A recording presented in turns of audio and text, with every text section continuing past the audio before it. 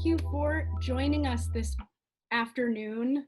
My name is Katie Young. I'm running for state representative in the 31st Legislative District of Washington. And I'm really excited to be hosting this conversation on immigration and using the Flores Exhibits, which is a series of videos created by Waterwell, a production company in New York City, to highlight some of the conditions that children are experiencing in border detention camps along the US-Mexico border. Joining us for the conversation today is Maru from Resistencia, which is an amazing organization working to close down a detention center here in Washington State, the Northwest Detention Center. So Maru, are you able to turn your camera on and join us? Hello. Thank you so much for being here. I want to let you talk a little bit and introduce La Resistencia and the work that y'all are doing. Yes, thank you. Good afternoon. I'm really happy to join you and learn more about the Flores exhibit. La Resistencia is a grassroots volunteer group that is based in Tacoma, Washington, came together back in 2014 to respond to what is so far the largest hunger strike in a detention center. And our aim is, like you said, is to shut down the Northwest Detention Center in Tacoma, but it's also to end all detentions and deportations. And we do this in collaboration with people detained by following their leadership and bringing a space for families and people with experience of the system to lead the fight and make the decisions that we have to bring in order to actually shut down the detention center and really end this nightmare that our communities are facing. So thank you so much for the invitation. Yeah, thank you for being here. I want to just give a little bit of context to the Flores exhibit videos that we're going to be using as kind of like the framework for our conversation today. So in 1997, the United States government came to a settlement in a class action lawsuit that resulted due to the poor treatment, particularly of migrant children being held in US custody. And it was named after one of those children, Jenny Lizette Flores. And the settlement agreement established kind of like a baseline of rights for immigrant children being held in US custody. And so these videos that have been created are based on the work in June of 2019. A team of lawyers was sent to the immigration centers in Texas, and they were monitors for this Flores settlement agreement. And their job was to ask like very specific standard questions that were intended to evaluate whether or not the US was living up to these settlement agreement standards. And what was found by these monitors was kind of so egregious that they broke their confidentiality that they had agreed to as monitors because they felt like the public needed to know what was going on. And they brought these sworn testimonies from children in these camps. They brought them to reporters. And one of the places that they went to was Waterwell. And they asked Waterwell to create some sort of project to help let people understand what was going on in these detention centers. So the Flores exhibits are what came out of that collaboration. And we're gonna be watching 3 of them today. These are sworn testimony from children held in these detention centers, testifying what their experience is like. And so we'll use that as a framework for Maru to tell us a lot about what that experience is like here in Washington.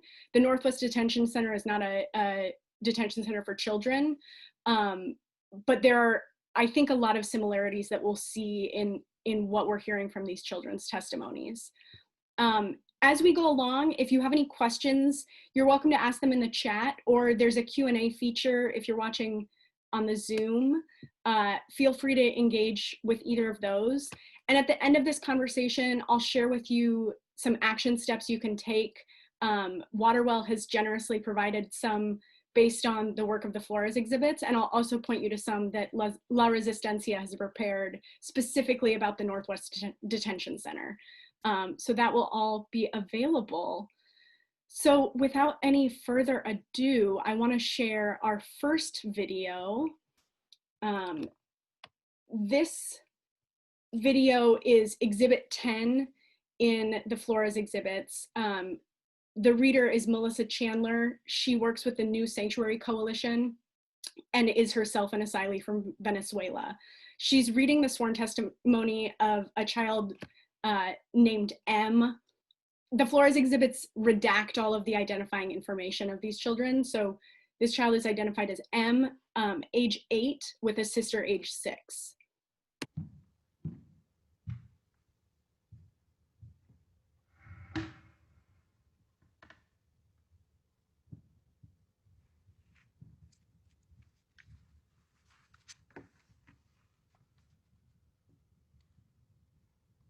Exhibit 10.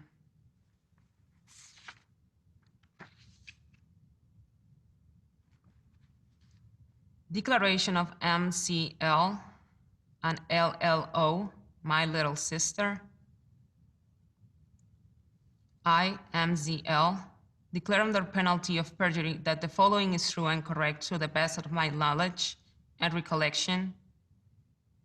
My little sister and I came from Honduras. She is 6 years old and I am 8 years old. Our grandmother brought us to the United States so that we can live with our mother because it is not safe for us to stay in Honduras. Our mother lives in Houston. Our grandmother put our mother's telephone number in my jacket so that we can call her, but we have only spoken to her once in 3 weeks. One time, my sister asked an official if we could please call her mom. The official said we had to wait. We talked to her 1 week after we got in a truck with border officials. Our stepdad's telephone number is. They took us away from our grandmother and now we are all alone. They have not given us to our mother. We have been here for a long time. I have to take care of my little sister. She is very sad because she misses our mother and grandmother very much. My sister has been very sick. The doctor told her not to cry because if she cries, she will get sicker. One of the children in our cell is mean to us and tell us that we can't play and that we will be locked in a dark room here. I believe her and don't want to be locked in the dark room. We sleep on a cement bench. There are 2 mats in the room, but the big kids sleep on the mats, so we have to sleep on the cement bench. We have been sleeping on the cement bench ever since we came here, except when my sister got sick. She was quarantined and she got to sleep on a mat on the floor in another room. We have only been allowed to go outside 4 times. I have been only allowed to bathe twice since we came here. My sister has only been allowed to bathe once. The water is very cold. Some kids don't mind the cold water, but I wish it is warm. We have only been allowed to brush our teeth twice here. There is no soap, except when you take a bath. We have been wearing the same clothes the entire time we have been here, and no one has washed them. My sister and I hold a blanket up for one another so no one can see us when we go to the bathroom. I, MZL, swear under penalty of perjury that the above declaration is true and complete to the best of my abilities. This declaration was read to me in Spanish, a language in which I'm fluent.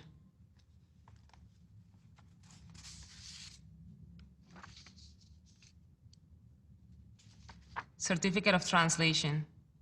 I, Catherine Hagan, certify that I'm fluent in English and Spanish, and that I read the above declaration to MZL in Spanish. Catherine Hagan, June 18, 2019.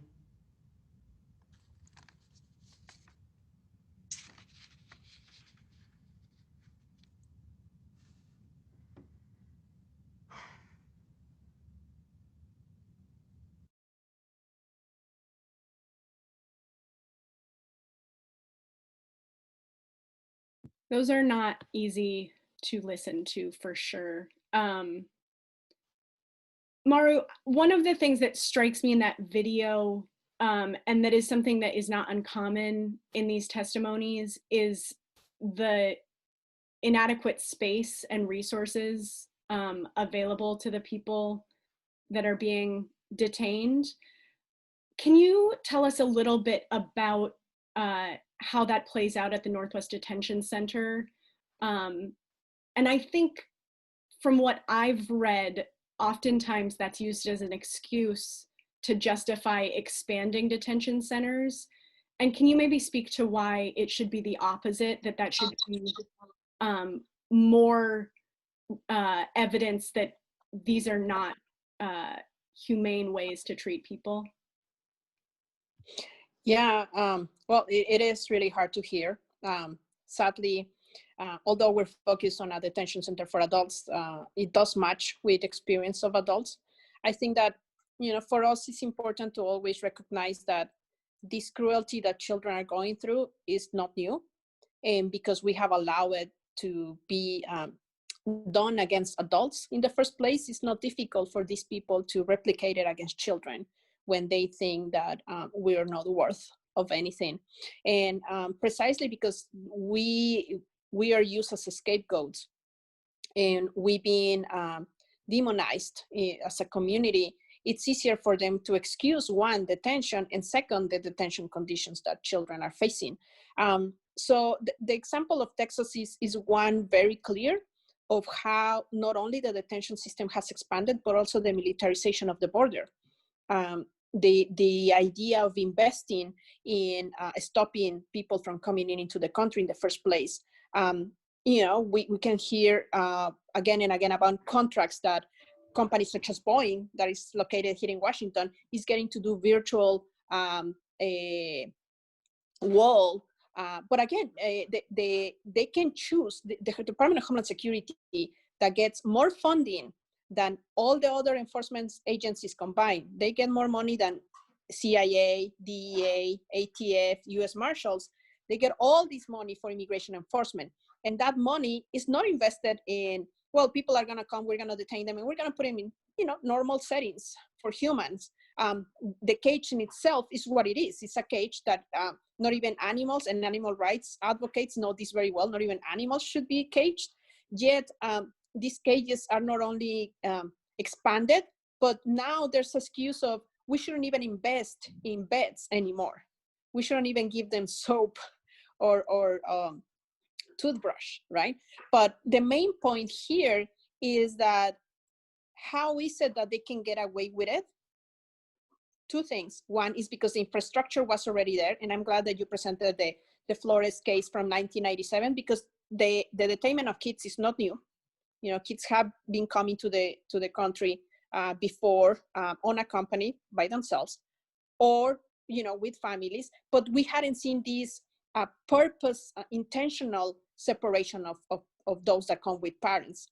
And so it was so much easier for them to not only structurally admit and permit the division and separation, but also it was easier for them to excuse saying it's something temporary. So we're just going to keep them here for this many days, which is not true. That's why the Flores supervision, because in Flores says that they cannot be detained more than 21 days. Yet we know that that was not what was happening. And so that excuse of it's only 21 days or less than that, well, just, why do we have to invest in soap and other items that are necessary for daily life? Yeah, and on top of the what should be obvious human rights violations, we're now also faced with COVID-19. And it was just announced that a second guard at the Northwest Detention Center has tested positive for COVID-19. So can you speak a little bit about what these people are facing in terms of not being allowed access to basic hygiene or the space necessary to distance themselves in the face of a global pandemic? I mean, if we remember how the pandemic started, and how we saw it coming to the United States, it was on cruise ships, right? These ships that have people that chose to be in a cruise and, travel the world. It became the hotspot for the pandemic, for outbreaks. So when we saw it actually coming to Washington State, the first thing we realized is it's gonna hit really hard in the detention center, because the detention center is a prison. You can call it a detention center, it's a prison. I mean, they call it a detention center because it's under civil matters, not criminal matters. Yet what we saw was a reluctance from the private prison or corporation that runs the detention center, and from ICE, to address the fact that this is not the first time there's been outbreaks. Just a couple of years ago in 2018 and then in 2019, we saw twice outbreaks of mumps and chickenpox. So once it hits hard, because you can't keep social distance in a prison. You are forced to live with strangers, sometimes up to 50 people in one single pod. Sometimes you are forced to not only sleep next to each other, but also wait in line just to go to the bathroom or to shower. You have to eat together, food tray next to food tray. And that's your life for 24 hours a day, 7 days a week for an uncertain period of time. And so even if the private corporations that run this detention center argues that they are providing soap and they're providing hand sanitizer, it is impossible to keep social distance, and it is impossible to avoid having the virus coming into the detention center. And from the very beginning, people in detention said, we know that the virus will come in, and it will be most likely from a guard. So that's why we have now 2 guards already tested positive. Both the detention center and ICE wouldn't admit to it unless we make it public and we create public pressure for them to admit that this is happening. And the most important thing I would like to stress is that this detention center is the flagship for ICE. They say this is one of the best detention centers. It has excellent medical care, according to them. And it might have beds, and it might have toilets, and it might have soap. Yet it is the cheapest things that they can get. Food has always been an issue in there. And this is one of the most important things that people say. We heard from the CDC and public health officials, boost your immune system. How are you going to boost your immune system when you're in detention, you're completely stressed, you don't know what's going to happen to your life, you know your family is also stressed and exposed to COVID outside, and then you don't get the meals and the nutrition that you're required to boost your immune system. And then you have guards coming in or people transfer into the detention center that ICE knows they're already positive with COVID-19. So it's just the perfect formula to obviously have the virus being spread in detention centers, such as the detention center in Tacoma. Yeah. Well, I want to have us watch a second video. This is exhibit number 3. And we will be hearing David Gomez, who's the president of Ostos Community College in the Bronx, is reading a testimony from Jay, who is 5 years old. And this is the youngest testimony shared in the Flores exhibits. So let's hear that.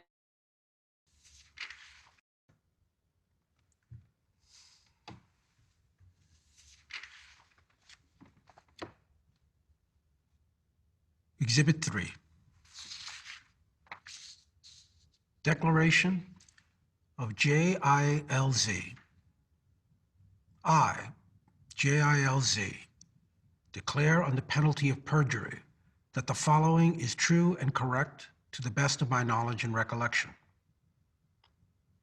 My date of birth is, I am 5 years old. I am from Honduras. I left Honduras with my father because Honduras is a dangerous place to live. My father's name is WL.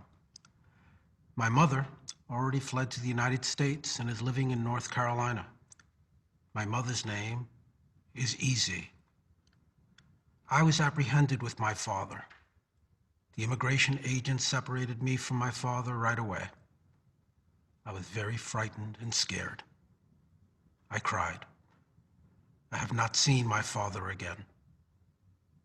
I was brought to this facility, Clint CBP. I have been at this facility for several days. I have not been told how long I have to stay here. I am frightened, scared, and sad. I have had a cold and cough for several days. I have seen no doctor, and I have not been given any medicine. It is cold at night when we sleep. I have shoes but no socks. Initially, I had to sleep on the floor, but now I have a bed. I, J-I-L-Z, swear on the penalty of perjury that the above declaration is true and complete to the best of my abilities. This declaration was provided in Spanish, a language in which I am fluent, and was read back to me in Spanish. Certificate of Translation. I, Bill Anhing, certify that I am fluent in English and Spanish, and that I read the above declaration to JILZ in Spanish, executed this June 18, 2019 in Clint, Texas. Bill Anhing, University of San Francisco Law School.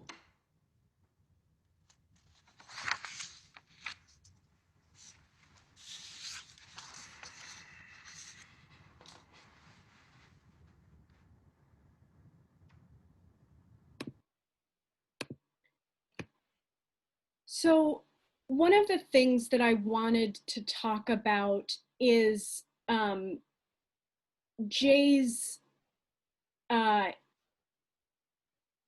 mention of the reason that his family was coming to the United States was because they were fleeing their home country. And I think a very important related issue to this idea of detaining particularly children at the border is the current administration's treatment of asylum seekers, which traditionally asylum seekers are able to stay in the United States while their asylum case is being considered, whereas the current administration is forcing asylum seekers to stay outside of the country, oftentimes in dangerous circumstances in areas that they're not from. Can you speak a little bit about asylum seeking in the United States, Maru?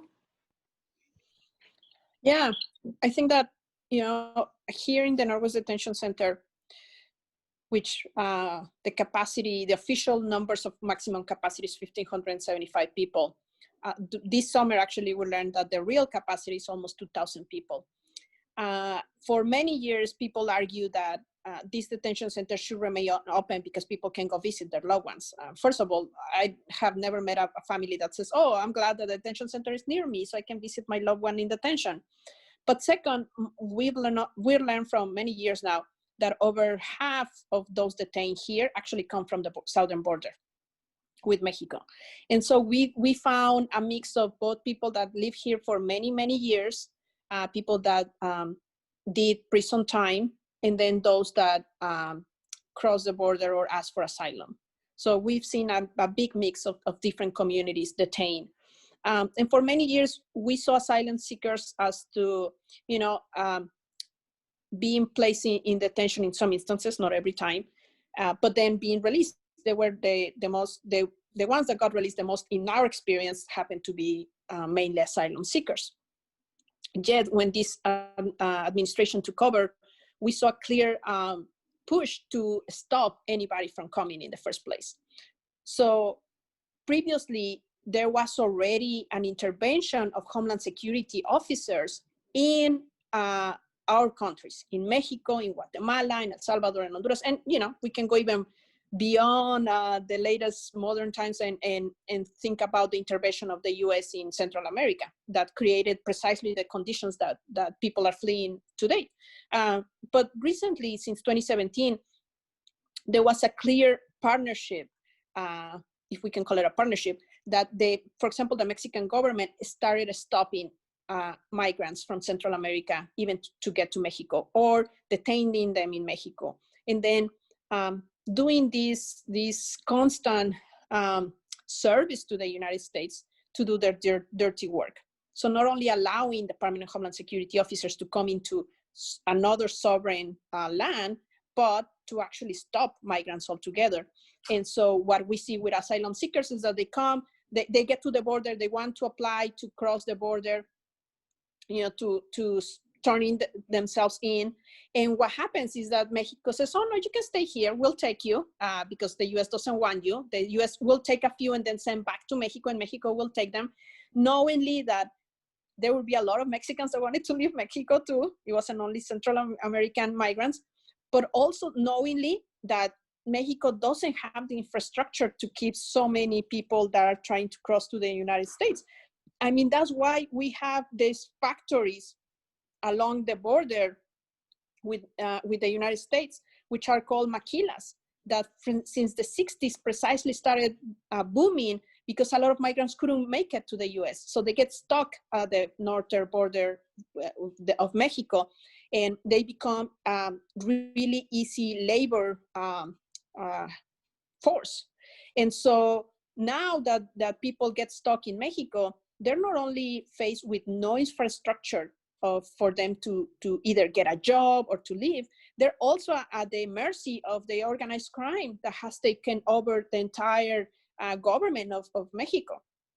And so it's really exposing people to dangers, both because of the organized crime, but also dangers of not having the most basic necessities being provided to them.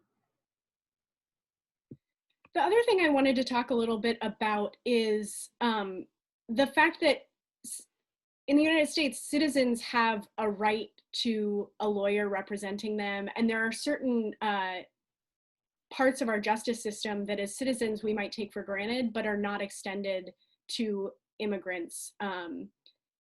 Having a lawyer, I believe the timeliness of a hearing, things like that. Can you speak a little bit about the challenges that immigrants face in that regard, of having to navigate this system sometimes on their own?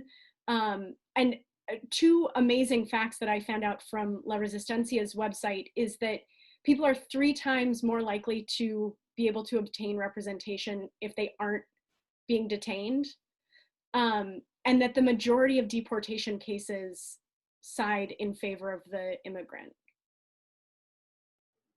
Yeah, so the immigration system, although people might think that it has not been reformed in a long time, it has. Every year there's something new done in the immigration system. Now, the reforms are not what we want. It's actually what Homeland Security wants. Also, ICE, Immigration Customs Enforcement, the police of immigration, they have a lot of say. They have something that is called prosecutorial discretion.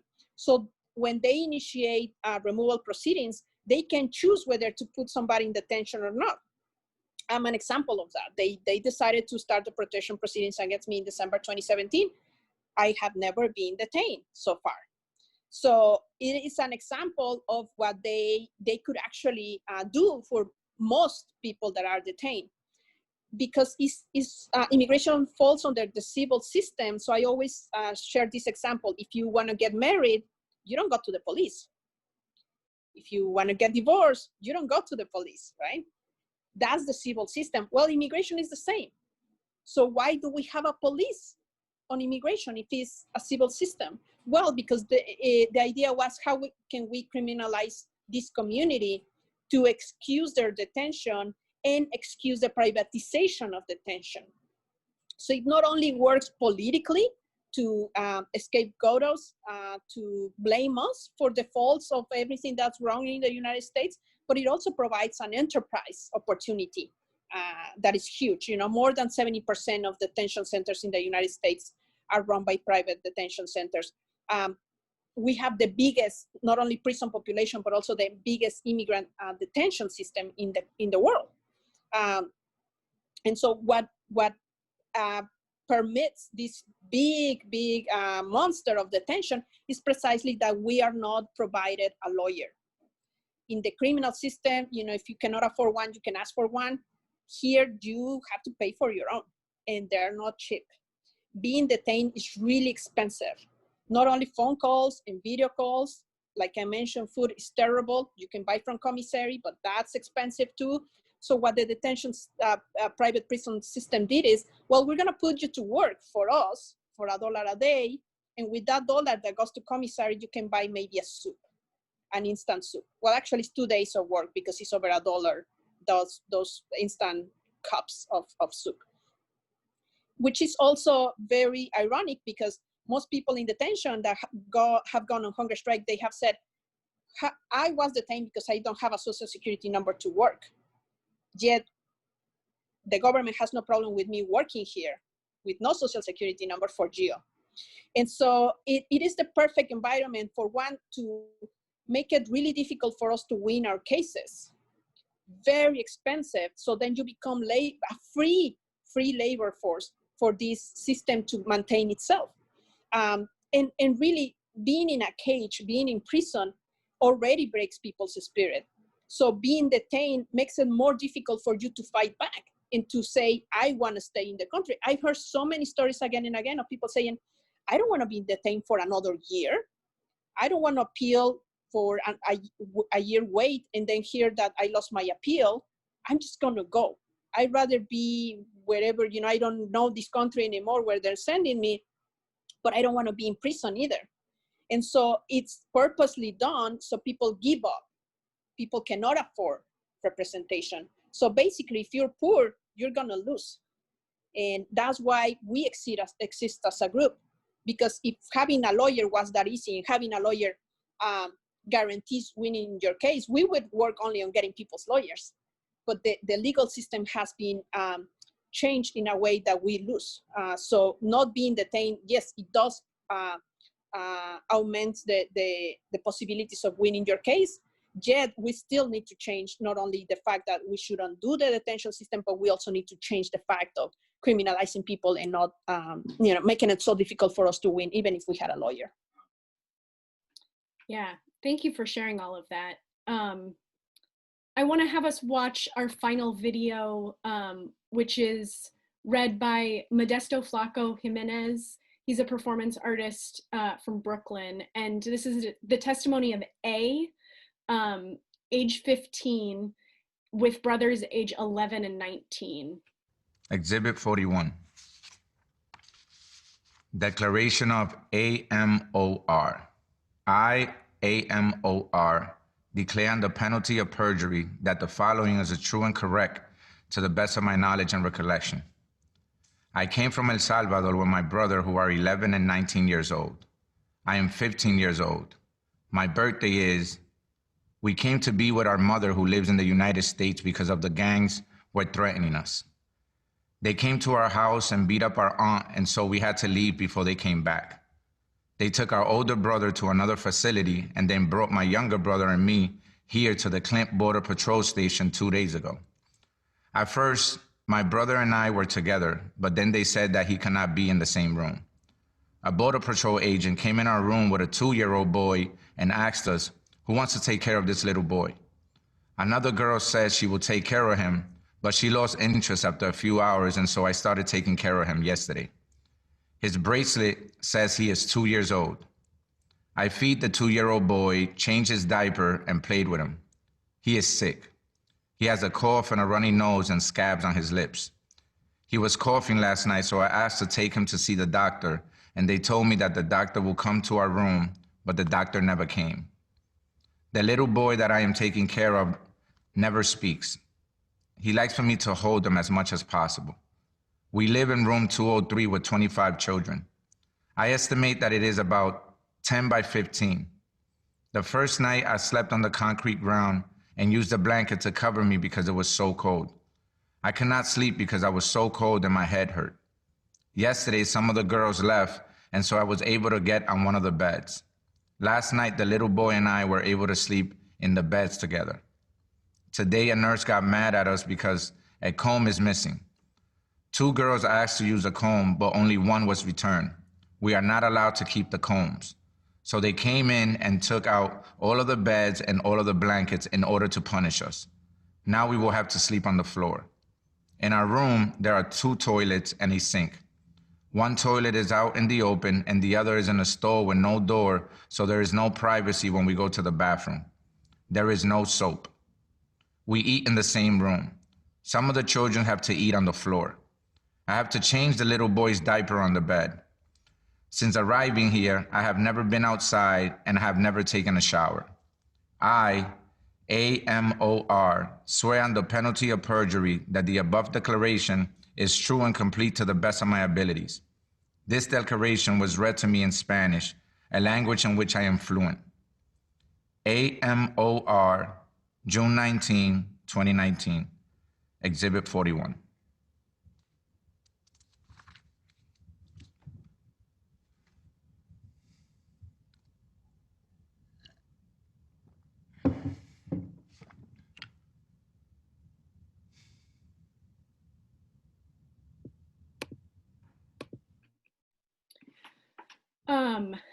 I think that story is so remarkable because A is an incredible person, and her ability to care for others under those circumstances is really heartwarming to me. Maru, can you talk to us a little bit about the impact that detention centers have on families? Well, you know, when every story that you just played, it made me think of so many families that we know that have tried to bring their children here. So we know so many parents that they came first, either with the idea of just being here for a short period of time, or thinking, okay, I'm going to go back and forth, and then everybody gets stuck.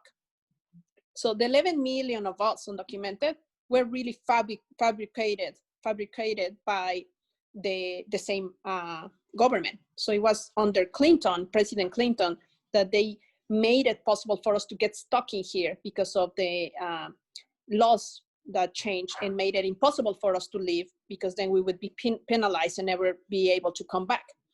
And so what we see throughout the years, when there's more of a punitive system in immigration, was precisely not only the fear of families saying, well, if I leave, I can come back, but what happens if we get separated? So for decades, immigrants have been experiencing this stress of just the possibility of being separated from our children. And when that actually materializes, it's really, I think there's probably a lot of reports and studies that are being done out there, but it's really difficult to measure really the huge impact that it has in adults and children. Like right now, adults that we work with in the detention center, you know, like just recently I got this call from this young woman saying, you know, my child is turning 2 this week. I don't have money. Could you help me paying for a video call so I can talk to him on his birthday? I haven't seen him since he was a baby. And she would, even if we didn't have COVID, she wouldn't be able to hug him because the detention center visits are no contact. And that's really difficult. How do we say no to that, right? Another woman called me and say, hey, my daughter is turning 15. Would you get a donation so I can pay for her birthday cake? And so these little tiny things of how parents are still trying to manage normal lives with their children while being incarcerated, it's just impossible to fathom when we talk to their parents, and when we get a chance to talk to their children. It's just unimaginable to measure what the impact is like. So it's very clear to us that, you know, the level of cruelty is so immense. We cannot think, okay, this is the lowest of the low that ICE can do against us. No, there's always a surprise. There's always something that happens that you say, okay, another blow against us, right? So I think it's important to realize Immigration Customs Enforcement was created with one goal, and that goal is to destroy our communities. It's not to create anything. It's not to build anything. They're not a good service to anybody. They're just created with the goal of destroying our communities. And how do you do that? You break families, right? You break people. And even if children are not in detention, they still get the burden when they're separated from their families. And if we add to that, when they happen to be in detention, it's just unbelievable, painful. And I think maybe it will take some generations for her to really grasp the harm that has been done against our families and our communities by ICE. Yeah, and I was honestly surprised that immigration policy was a topic at the last presidential debate. But I think it's a good reminder that our country has done a lot of bad things, but that doesn't stop us from making things better in the future, and correcting those mistakes as we move forward. Because I think there's a lot of damage that we have to fix. Well, I'm going to start wrapping us up, but I want to invite anyone who's watching, if you have a question for this brilliant woman we have with us, please feel free to drop that in the chat. I want to share, Maru, I'm going to give you a chance to share any closing thoughts or information about La Resistencia, but I've got a couple of links. The first is a Take Action page based on the Flores exhibits. So this will explain some options you have to get involved, spread information about what's happening at the border, and how to be more involved on this topic. So that's the first option. And that includes links to La Resistencia's website and social media accounts. So if you're curious and want to get more involved with them, those links are in that Google Drive document as well. The second thing I want to share is specifically La Resistencia's page to take action. And it's a similar style to what this Google Doc Drive is, but it's specifically about the Northwest Detention Center and the work that they're doing in Tacoma. And lastly, because great minds think alike, La Resistencia has actually done a similar story-based advocacy program called #FreeThemAll. So I'm sharing that with you, where you can hear some personal stories about people being held at the Northwest Detention Center.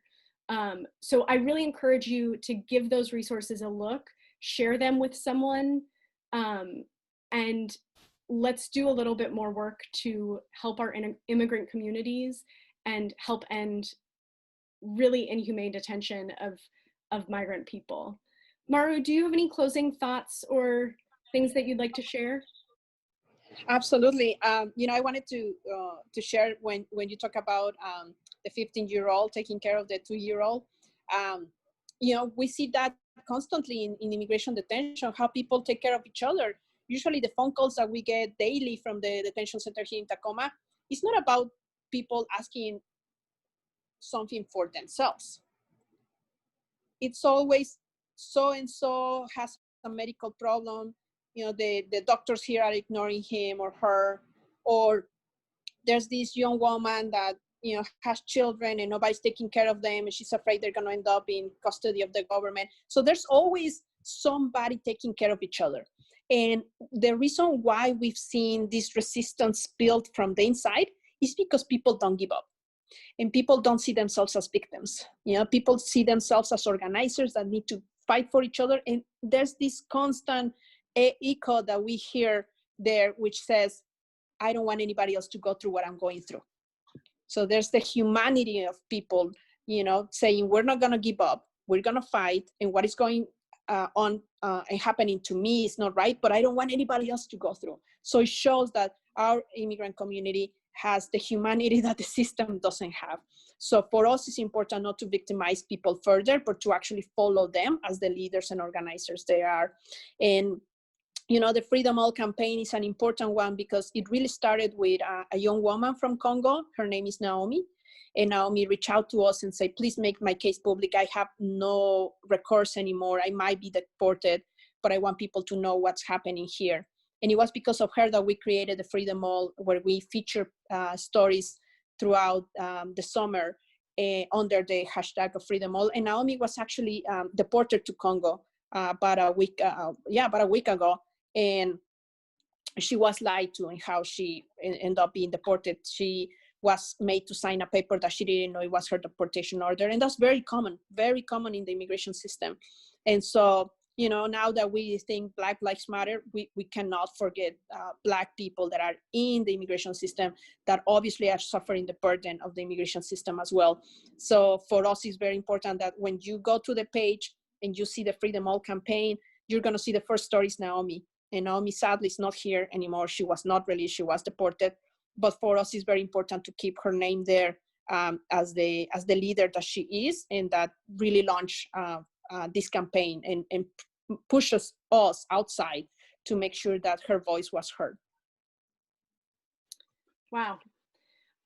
Well, Maru, I want to thank you so much for joining us today. I said it before, but I'll say it again. You're truly brilliant. We have one question, I believe, that just came in. Since COVID, my local paper stopped printing letters to the editor. My city council no longer allows community members to speak at meetings. Is this type of loss of community involvement happening elsewhere? And if so, what avenues are available to us to raise those kinds of stories? Well, that's terrible because there's no excuse to stop that. They're obviously using COVID as an opportunity to further our agenda in voicing, stop the voices of the community. So I have not heard that from other places. I know that it's getting more difficult for some people to participate in city council's meetings via Zoom, because not everybody has access to internet or even know how to use Zoom. But I think that this should push local efforts to make city council accountable, and also the local paper, to find, this is why community is so important. Because if we know that by ourselves we can't make it in some place, we have to reach out to another place and join forces. So if this area, this city is not working, then let's go and find another place that can help us put pressure on those city council and in the local paper to make sure that they should have the space that they need. I mean, at least city council. I mean, the local paper can say, whatever, because they're private. Yet city council are there because they're supposed to represent people that live in the area. There's no excuse nowadays to stop the participation of people, and it is on us if we allow for that to happen. Yeah, and I believe it's the first action step on La Resistencia's page is a petition for the Tacoma City Council to take accountability and shut down the Northwest Detention Center. So that is one way to get involved specifically in pressuring Tacoma City Council on this matter. I want to thank you all for joining us. Maru, thank you again. You're an inspiration, and it's an honor to have gotten a chance to speak with you today.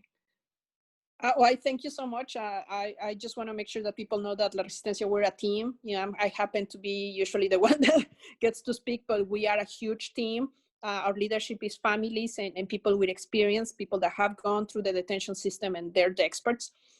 Just one clarifying thing is city council doesn't have the power to shut down the detention center, but they have the power to help us make it more difficult for them to operate, and help us push at a state level to actually pass a law that prohibits private detention, which is where we're going to be working on next year.